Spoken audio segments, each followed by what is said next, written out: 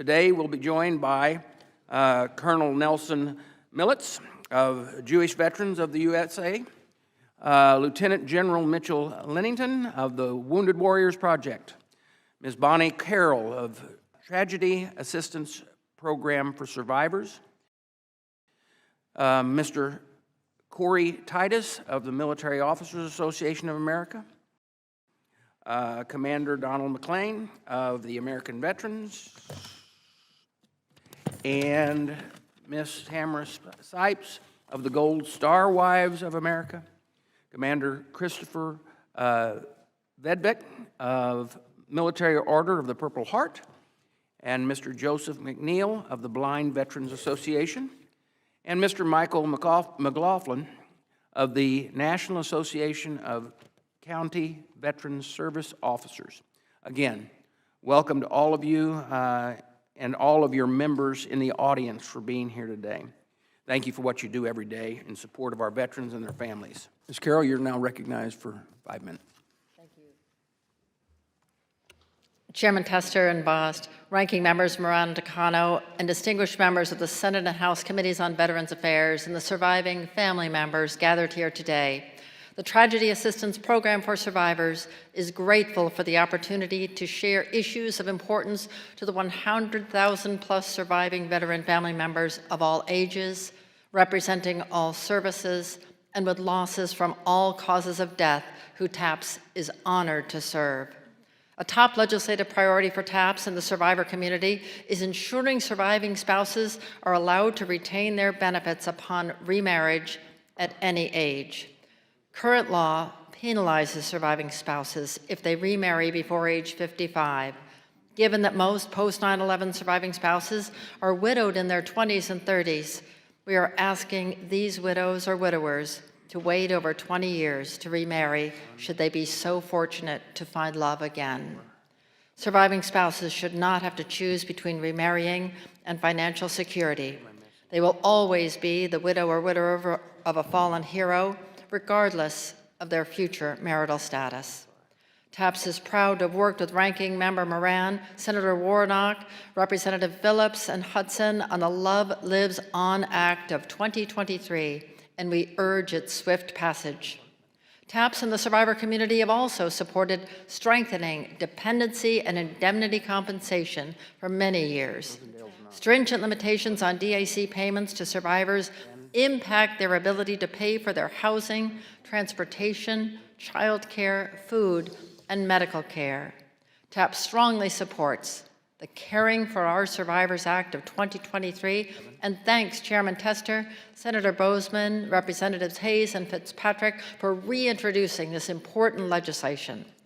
Raising DIC from 43 to 55% of the compensation rate paid to a 100% disabled veteran will provide parity with other federal survivor benefits.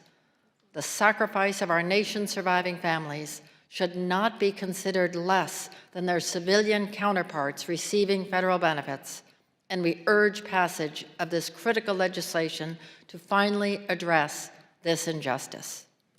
TAPS is proud of the leadership role we played, along with fellow veteran and military service organizations, to ensure passage of the bipartisan Sergeant First Class Heath Robinson honoring our promise to address Comprehensive Toxics Act of 2022.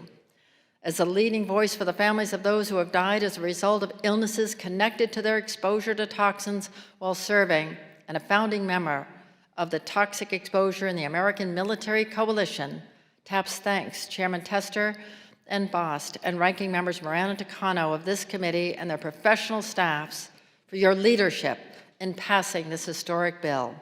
We're committed to working with Congress and the VA to ensure proper implementation of the PACT Act.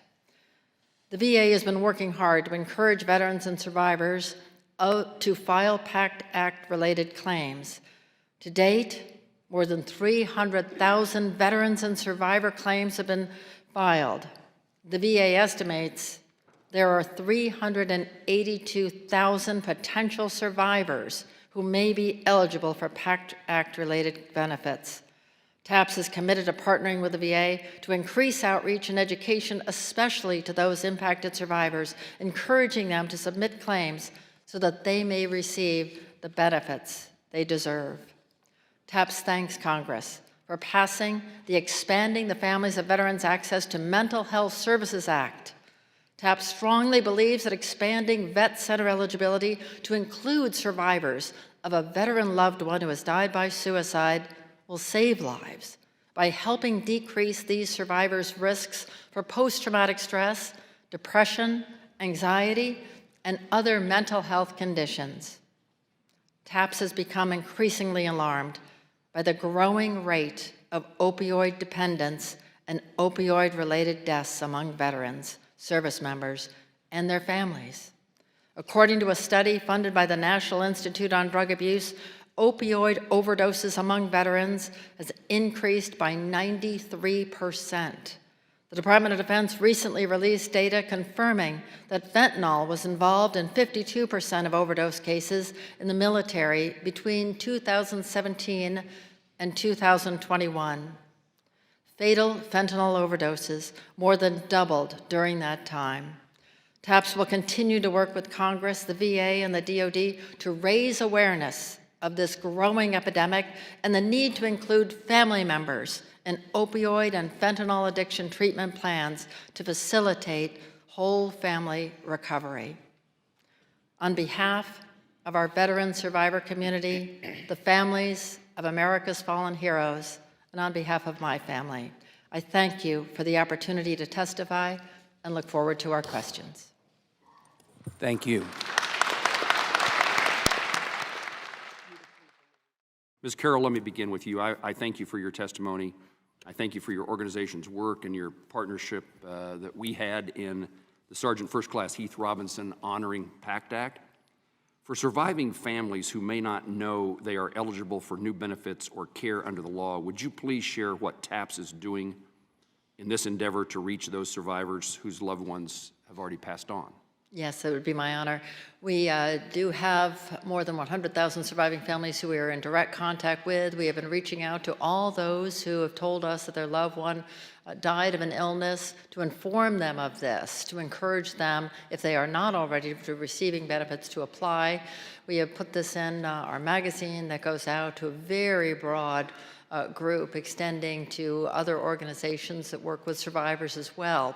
We've been partnering with the Department of Veterans Affairs to prepare a public service announcement that will go out addressing not only survivors but also veterans, but speaking to the whole family, so that word is getting out.